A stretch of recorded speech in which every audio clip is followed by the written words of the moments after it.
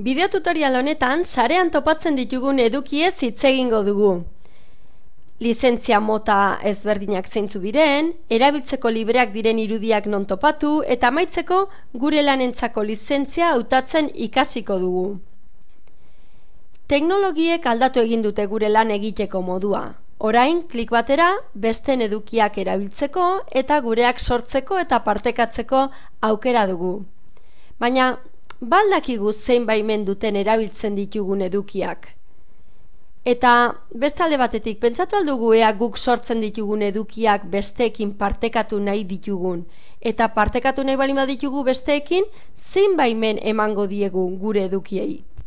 Egunero erabiltzen ditugu bideoak, irudiak, musika, testua. Eta jakin beharko genuke, ia erabiltzen ditugun horiek zein baimen dituzten. Copyrighta dute? Creative Commons dira? Jakin beharko genuke halaber, Creative Commons lizentziek aukera ematen digutela besteen edukiak erabiltzeko eta gureak ere beste irakasle, ikasle edo beste edonoren eskura ipintzeko eta edonorekin partekatzeko. Beraz, egingo dugun lehenengo gauza zerbait erabili behar dugunean izango da arretaz begiratzea ea zein lizentzia mota duen. Adibidez, ikusten baldin badugu C bat zirkulu batean sartuta, ezingo da eduki hori legalki erabili, copyrighta duelako.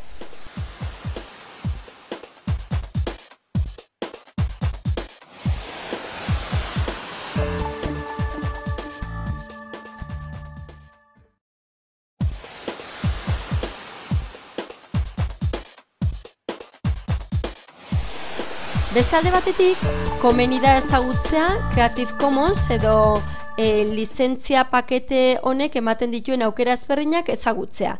Adibidez, ikusten baldin baduzu hemen pertsona bat sartuta zirkuluan, attribution delakori, erabili ahal izango dugu, hauek guztiak erabili ahal izango ditugu, baina kontuan izan beharrekoa hauxe da. Adibidez, lehenengo honetan, egilearen izena aipatu beharko dugu. Erabiltzen baldin badugu irudi hori.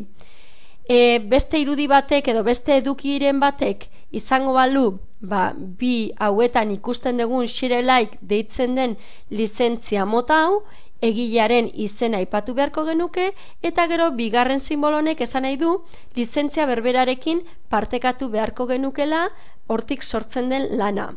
Bestalde, hurrengora pasatzen baldin badugu, no derivatives edo deitzen den lizentzia mota hau, izena egilea aipatu behar da, ezin dira lan eratorriak egin, moldaketak egin, aldaketak egin. Beraz, lan hori bere horretan utzi behar dugu. Beste alde batetik, non-commercial delakoa dugu. Alde batetik izena aipatu behar dugu, egilearen izena, eta beste batetik sinbolo hau ikusiko bagenu, ezingo genuke lan hori, eduki hori, helburu komertzialekin erabili. Beste kombinazio bat izango litzateke non-commercial eta share alike.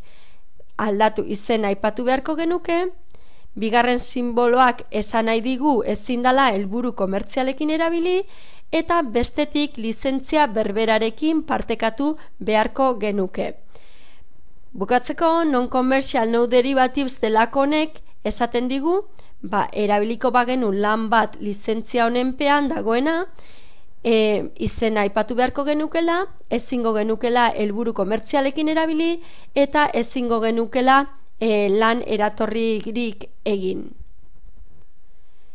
Ondorengo semaforoan ikus dezakegun bezala, badago, aurretik aipatutako lizentzia hori gain, eskaintza bat, Creative Commons 0 deitutakoa, jabetza publikoan utzitako edukiei dagokie lizentzia, eskaintza hori barkatu, eta erabil eta berrerabil, aldatu, edo zer egin daiteke, eta ez dago autorea aipatu beharrik ere.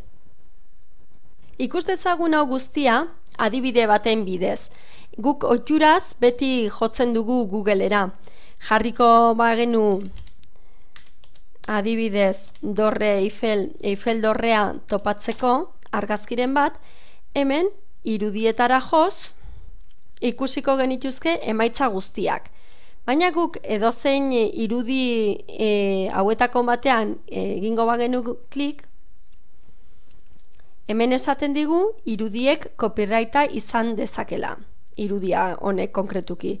Jun beharko genuke bere horrira, edo ikusi jatorrizko irudia, ikusia ematen digun informaziorik, seguruenik hor aipatuta ez balago ez digu emango inungo informaziorik, edo jotzen balin badegu bere webbunera, jatorrizko webbunera, ikusiko dugu han ere printzipioz ez dela azaltzen eta asko ez gehiago sakondu beharko genukela jakiteko irudi horrek zein lizentzia duen.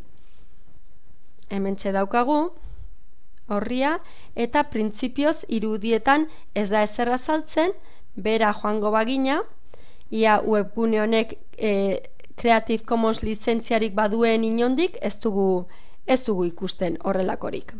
Egin dezagun berriz bilaketa, eta goazen irudietara, baina orain iragazi egingo dugu. Ona jotzen balin badugu, eta bilaketa aurreratuari ematen badiogu, ikusiko dugu hemen azpian erabilera eskubideak orain ikusi ditugunak edo orain topatu ditugunak lizentziak iragazi gabeak zeudela. Hau da, hor bat zeuden copyrighta duten irudiak eta baita Creative Commons direnak ere.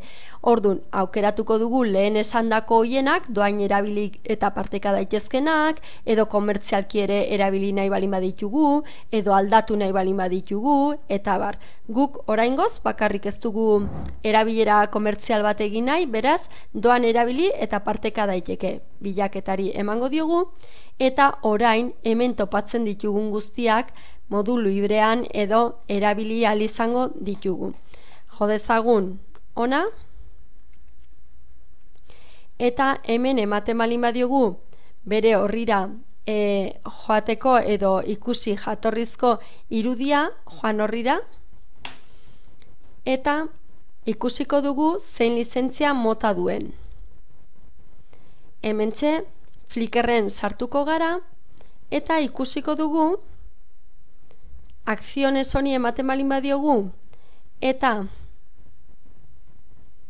ber más tamaños, hor kargatzen denean ikusiko dugu aipamena bakarrik eskatzen digula. Hemen dugu autorea edo norkigo duen, eta bakarrik, beraz, irudi hau, argazki hau, erabili ahal izango genuen. Beste bi gune interesgarri ere aipatuko ditugu, bata da flickr.com Creative Commons, eta hemen ere, lehen aipatutako hoien baitako bilaketak egingo ditugu. Nahi balin badugu aipamenarekin bakarrik, hementxe, gehiago ikusiri emango diogu, eta horren barruan egingo dugu bilaketa.